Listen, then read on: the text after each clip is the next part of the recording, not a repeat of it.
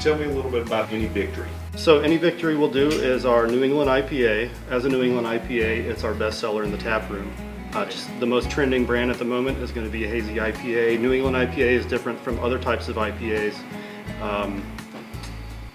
due to the fact that it has a lot of protein content. So ours has a lot of flaked rye, a lot of flaked oats. It also has a lot of wheat, and those are really high protein grains as opposed to barley. So we use those, and then we dry hop it very heavily with different varieties, Citra and Equinox being the prime ones. Citra is a very popular trending hop brand. It has been for several years now, so we use that.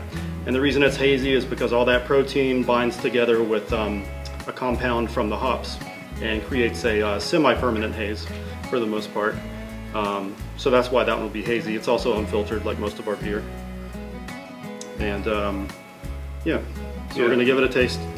Yeah, so we'd love to hear about, what the notes are in the, the flavor profiles. Mm-hmm.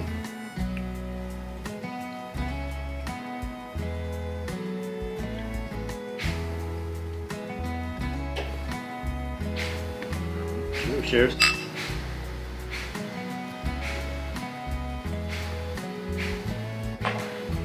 So right off the bat, the first thing that I notice is compared with other IPAs, this one's going to be a lot smoother. It doesn't have as much of a bite or as much bitterness as you might associate with IPAs from maybe 10, 15 years ago. A lot of people are finding that that's more palatable to them, so it has basically it's a more accessible beer with a broader audience compared to other IPAs.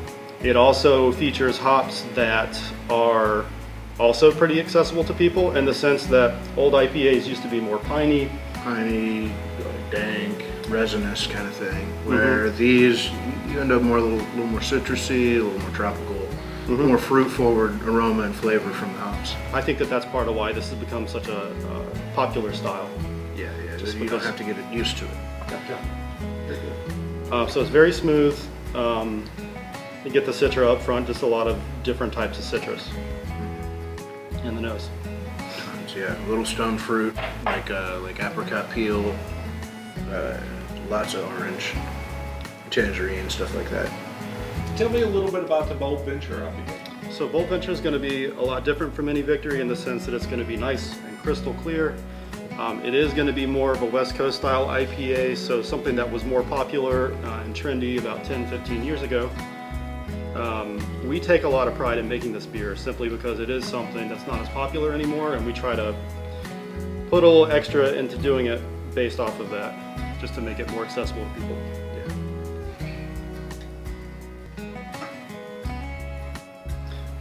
So what we've tried to do with Bold Venture is to take that piney resinous thing that you get in a lot of West Coast IPAs, but then blend in a newer hop that's not quite from that direction to make it appeal to people who enjoy New England IPAs. So that hop is Mandarina Bavaria. It's a German hop that was bred with American hop styles in mind. So it's got a really intense tangerine, citrus, mandarin, orange flavor that's really specific to that hop and is unlike the citrus you'll get from other hops. So you get that up front, and then that's the base layer of the hop aroma and flavor, and then we layer in some of the pine resin and dankness that you would associate with a West Coast IPA.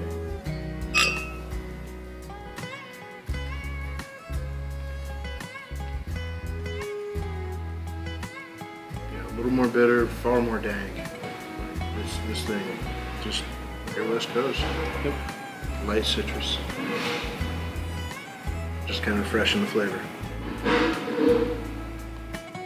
So I guess we could move on to the Pilsner now and talk about our Pilsner. Please do. This is, as brewers, this is our favorite beer. We found that out in the distribution market. It seems to be everybody else's favorite beer as well. Yeah. It's the one we take the most pride in. So Pilsner, unlike the IPAs that we've been doing, is a very simple beer, and therefore it's a lot harder to make. Any kind of brewing flaws that might happen are going to be way more noticeable in a Pilsner or any kind of lager that you make as opposed to an IPA. In an IPA you have a lot of intense hop flavors, a lot of bitterness that's going to cover up for some of those flaws. So Pilsner is... There's nothing to hide behind. You just have to do it right. So we use Pilsner malt that comes from Germany, and that's going to be the main thing that you taste. It's nice and bready.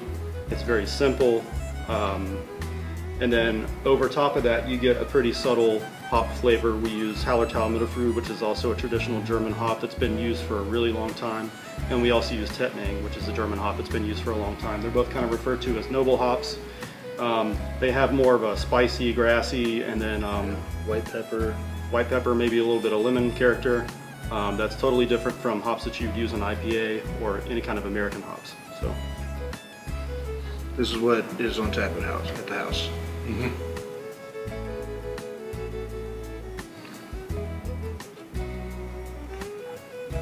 and it tastes like a fresh can. So Yeah, like just crisp, clean, sitting poolside kind of thing. So this is your number one seller? this is for our distribution sales. This is our number one seller. So if you were to go to Raleigh or anywhere outside of Fuquay, Cary, some of those places where we send distribution beer, then this is what we would be the best known for. Yeah. Here in the tap room, it'll be the hazy IPAs. So speaking of IPAs, I see you've got a Tiny Lightning. Is that a session? Yeah, it's Tiny Lightning Session IPA. So this is going to be a bit of a hazy session IPA.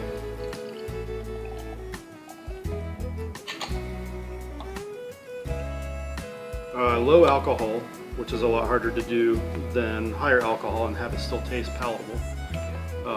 Just because alcohol naturally kind of adds a smoothness to your palate. So anytime you get down into the low range, it's a little bit harder. But this is a hazy one. It's a lot of fun for us because we try to feature a new, what they call designer hop or whatever. It's a very popular hop that's gaining a lot of traction. It's Strata, and it's an American hop. I get a lot of dankness from it, a lot of tropical fruit flavor. It's unusual to find a hop that can create an interesting picture on its own in a beer. Typically you have to do what we do with Bold Venture and layer in 3 or 4 different types. Strata is, like I said, a designer hop, kind of like Mosaic or Citra, that tends to appeal to people all on its own because it's so complex. Yeah. Cheers.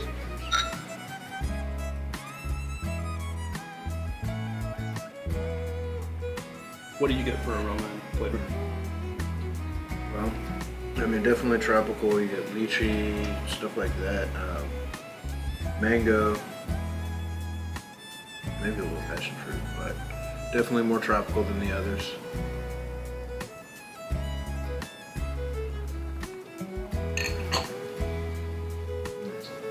Still a little citrus as well.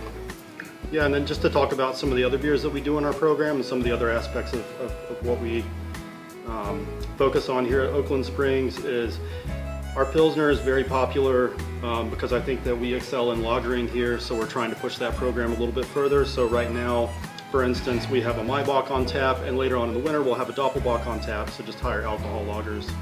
We also have a Helles lager that we'll be launching soon, and the other thing that we work on here a lot at Oaklyn Springs that sets us apart from other people is that we have a pretty heavy focus on our sour program, and it's kind of interesting because it doesn't necessarily make up a large volume of what we sell, but it's a large percentage of what we put our brains into on a daily basis here at the brewery.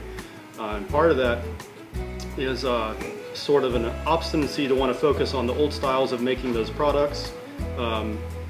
So we don't kettle sour anything. All the cultures that we use to make the sour beer are alive. All of our sours barrel fermented. Everything's barrel fermented. A lot of it is barrel aged and matured in barrel for up to 1.5 years.